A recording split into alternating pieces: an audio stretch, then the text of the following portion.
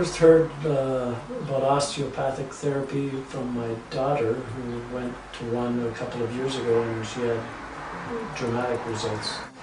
I came to the English osteopaths because I had problems with my shoulder, which was called frozen shoulder.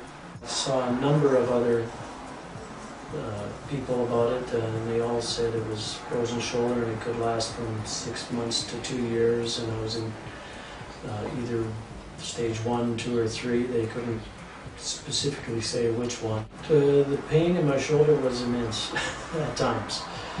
At both shoulders actually at the same time. On that first treatment, we did an assessment of how to see how his shoulders are working in relation to his back. A common thing that we see is a stiff back and a back that's slightly bent forward, which means that the shoulder is overworked when a person wants to put their hand above their head. And the reason that is if the back moves like this and extends slightly, the shoulder has to do some less work. But interestingly, we noticed that Hal had gold in his mouth, some gold caps and crowns, and a gold necklace. And the link between metal in the mouth and metal around the neck and inhibiting muscle is hard to explain, but it's something that we've seen in practice, that people who have metal that irritates them slightly, it can actually inhibit muscles.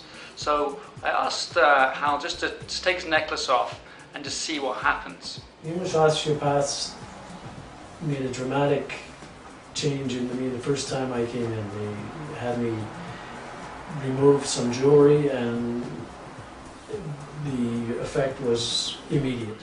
With the jewelry removed, we managed to do some work into Hal's shoulders and have an immediate change. I think he went from about here, being lifting up his hands before the pain, to be able to get his hands over his head. So it was an amazing change just in one treatment, and that tells me that it wasn't a true frozen shoulder, that the actual fibers around the capsular shoulder hadn't changed like they do when there's a genuine frozen shoulder, that actually there was an inhibition from his necklace and possibly even his teeth, causing his muscles to fire differently.